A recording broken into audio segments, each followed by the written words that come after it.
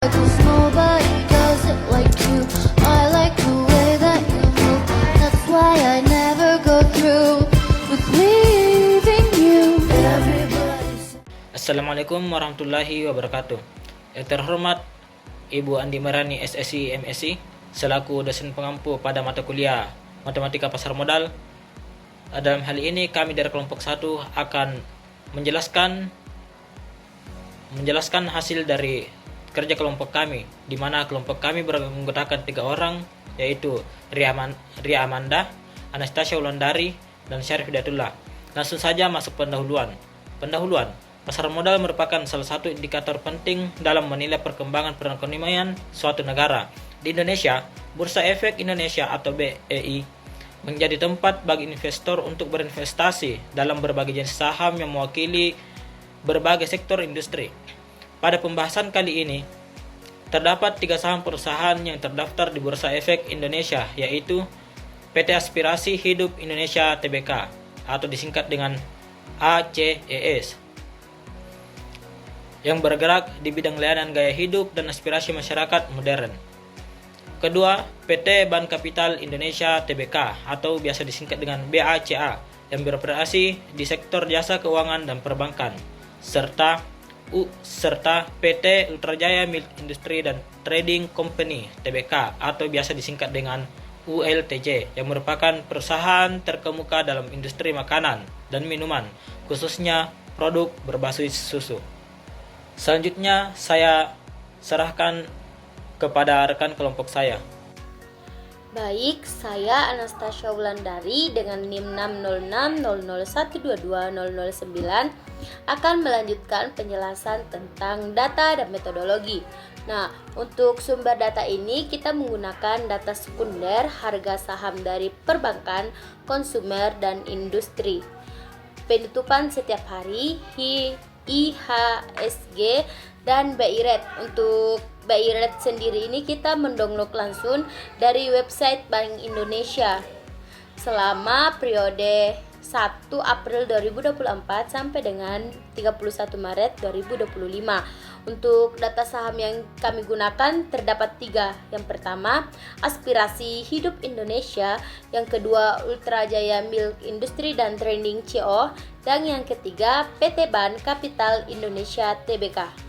Selanjutnya metodologi. Nah, jenis penelitian ini dia bersifat kuantitatif yang bertujuan untuk menganalisis saham menggunakan metode CAPM menggunakan Microsoft Excel.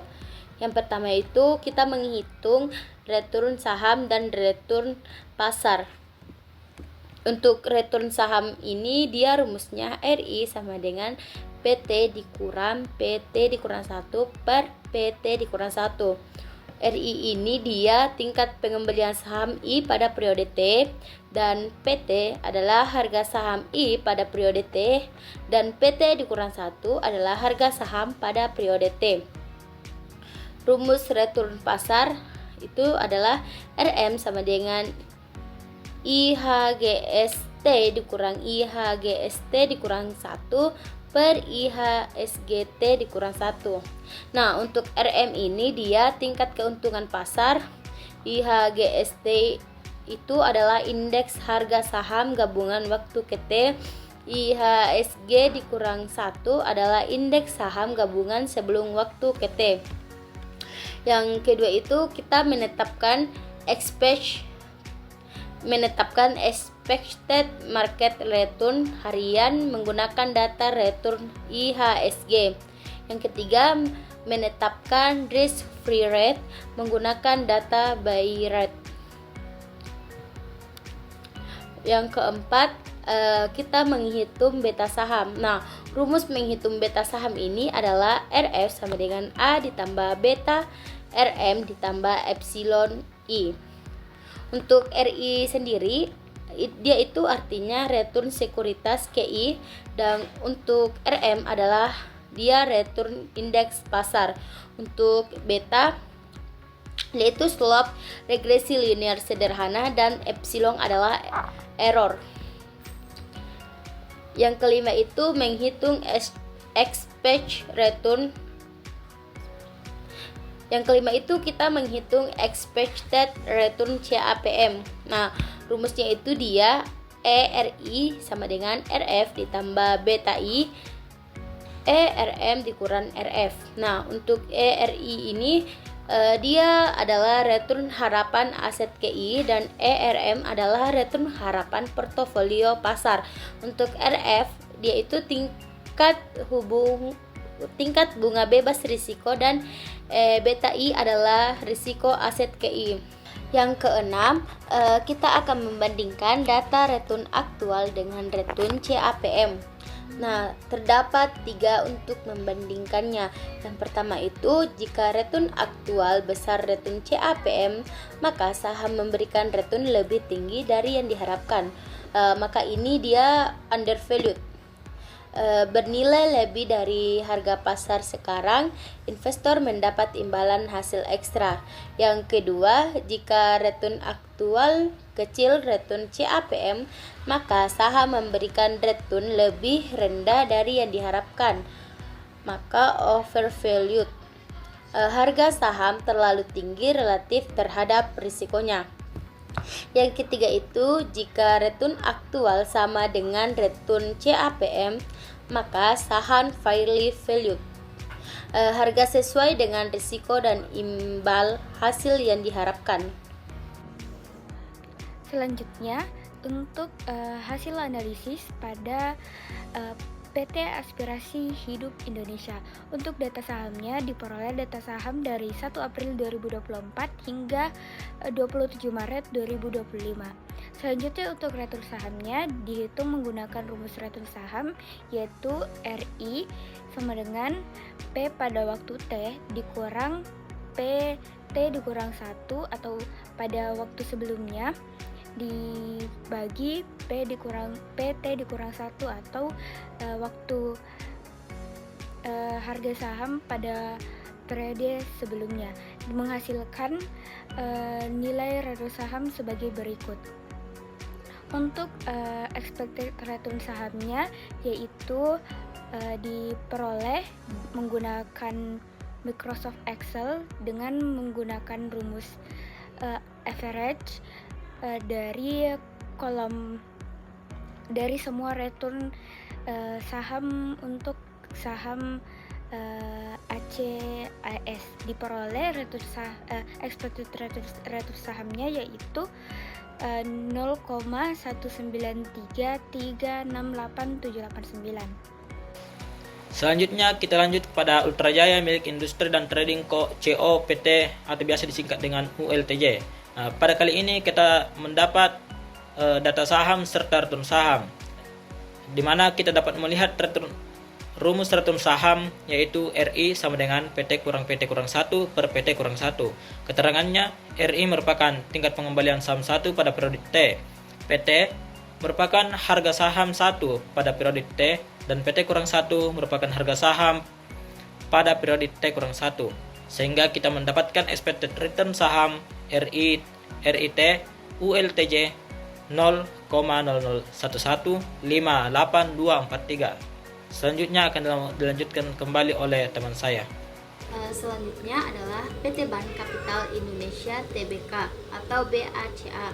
Untuk data yang kami gunakan itu selama periode 1 April 2024 sampai dengan 31 Maret 2025. Tetapi pada saham BACA ini data sahamnya hanya sampai dengan 27 Maret 2025. Untuk return saham ini di mana return itu kan pengembalian. Jadi pengembalian saham BACA. Nah, ini itu kita menggunakan periode harian. Dapat kita lihat pada 1 April 2024 dia itu hasilnya kan 0. Berarti dia itu tidak ada perubahan harga dibanding harga sebelumnya. Akan tetapi pada tanggal 25 Maret 2025 pada pengembalian sahamnya itu dia mengalami penurunan sekitar negatif 0,0076. pada periode ini. Untuk rumus return saham yang kita gunakan itu dia RI sama dengan PT dikurang 1 per PT dikurang 1, yang dimana RI ini adalah tingkat pengembalian saham I pada periode T dan PT adalah harga saham I pada periode T, dan PT dikurang 1 itu adalah harga saham pada periode T dikurang 1. Teman-teman dapat melihat pada metodologi. Untuk aspek return sahamnya ini, di mana rate BACA-nya ini dia negatif 2,3916 dan seterusnya. Selanjutnya, untuk indeks harga saham gabungan, diperoleh data indeks harga saham gabungan yang didownload melalui website Yahoo Finance dari periode 1 April 2024 hingga 27 Maret 2025. Selanjutnya, untuk return sahamnya dihitung menggunakan rumus return saham rumus return saham yaitu RI sama dengan PT dikurang 1 dibagi PT dikurang 1, memperoleh return saham sebagai berikut. Untuk selanjutnya BI Rate di-download melalui melalui website Bank Indonesia langsung dengan menentukan periodenya dari bulan April 2024 hingga bulan Maret 2025. Selanjutnya kita menghitung RF-nya, risk free rate-nya itu dari data BI Rate dengan menggunakan rata-rata dari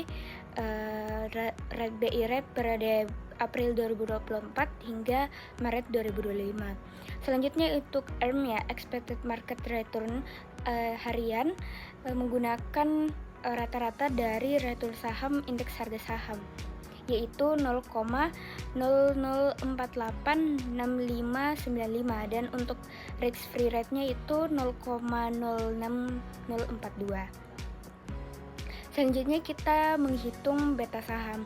Untuk Microsoft Excel, rumusnya yaitu COF return saham titik koma return saham indeks harga saham dibagi VAR return saham indeks harga saham.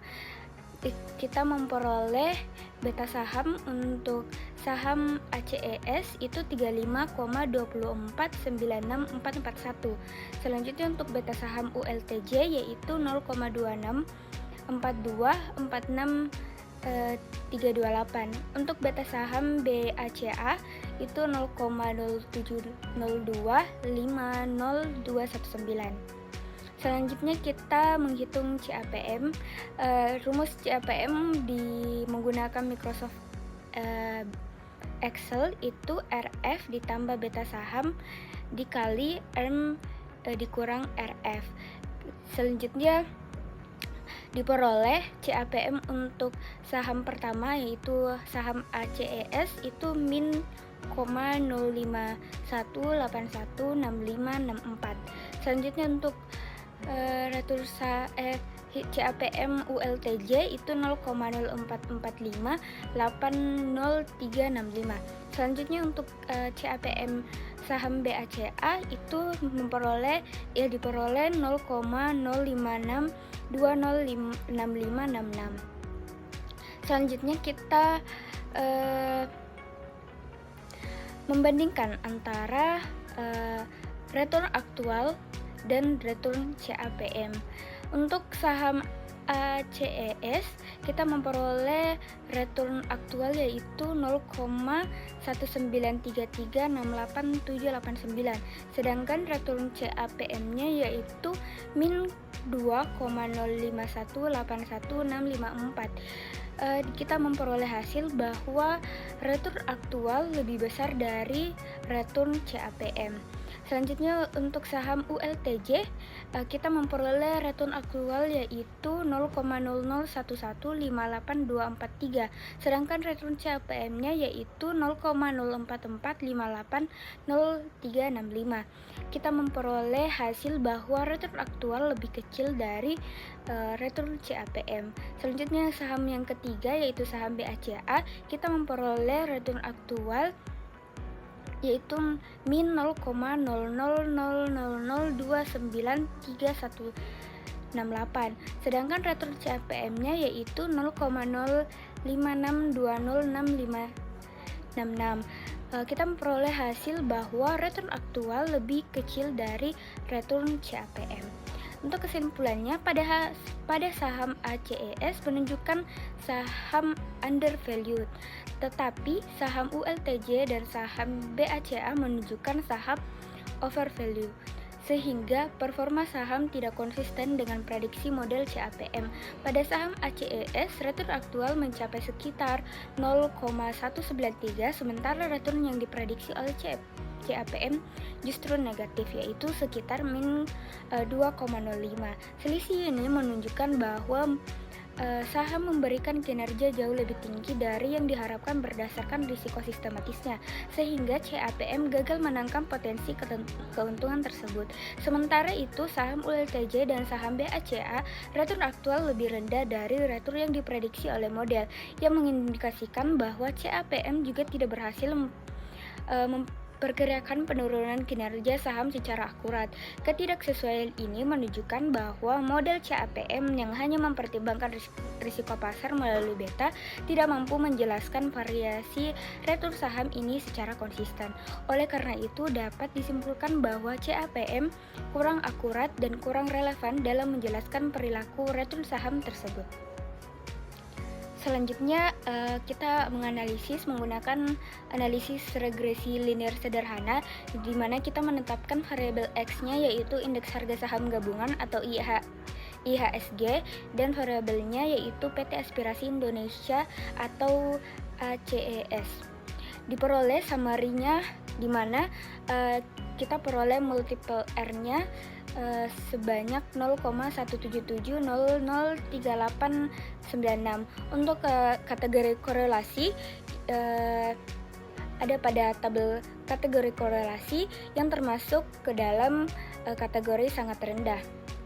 Selanjutnya untuk adjusted R-square-nya diperoleh 0,027208381, yang berarti variabel X dapat menjelaskan variabel Y sebesar 0,0027%, sisanya dipengaruhi oleh faktor lain.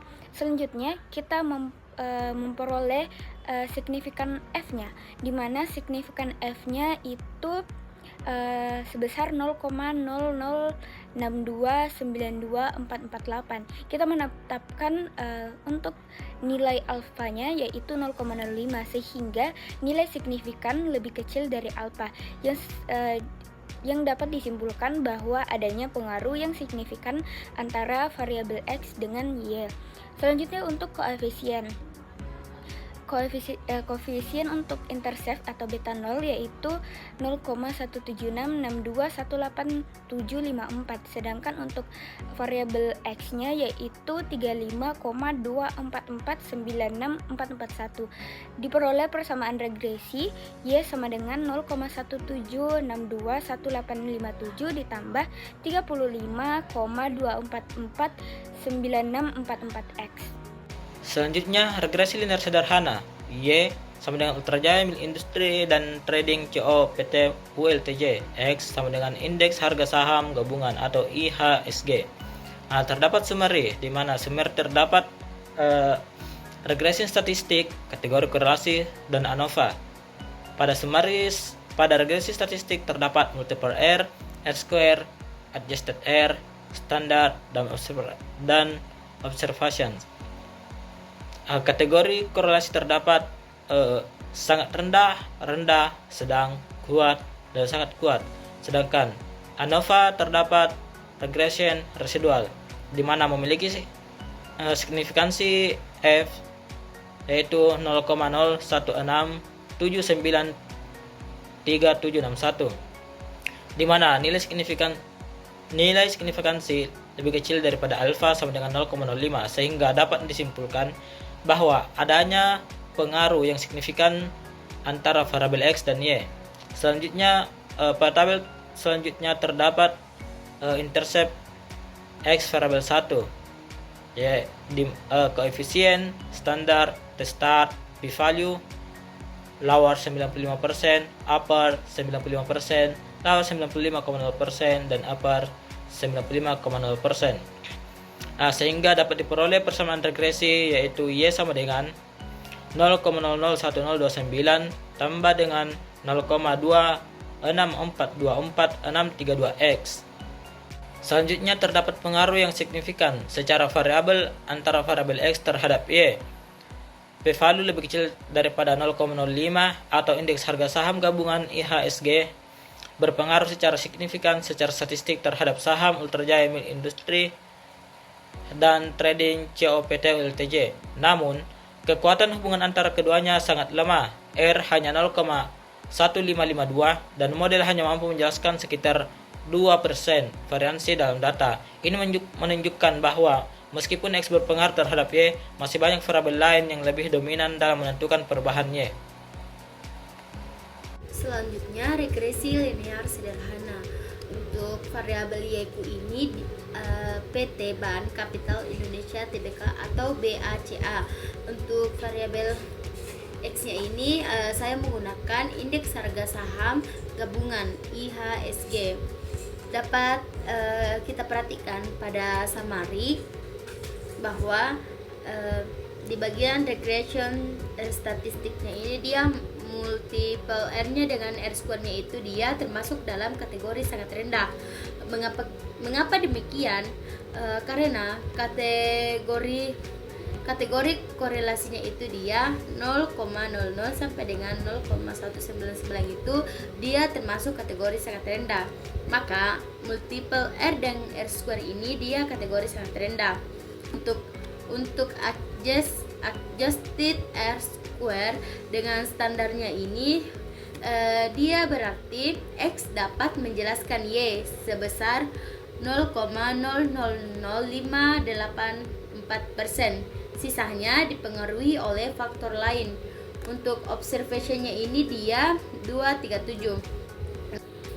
Pada tabel ANOVA kita dapat melihat nilai regressionnya itu DF-nya itu 1 dan residualnya itu 235 dengan total 236. Nah, regression dengan residual ini ditambah.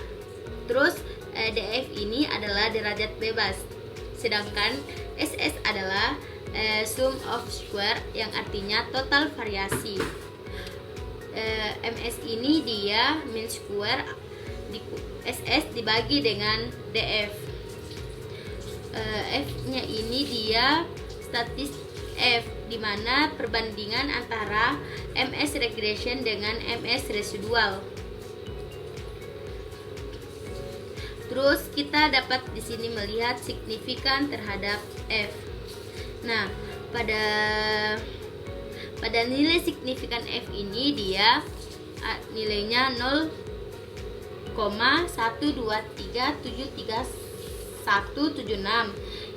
Ini adalah nilai p-value dari uji F regresi. Untuk membandingkan, lalu kita akan membandingkan dengan alfa sama dengan 0,05.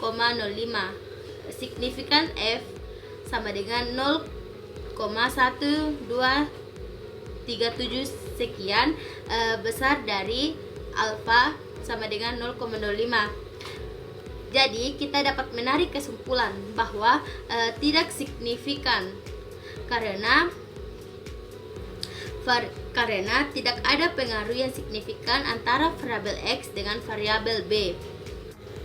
Untuk interpretasinya ini artinya nilai Y saat X sama dengan 0, maka nilai dari koefisiennya itu negatif 0,009 sekian.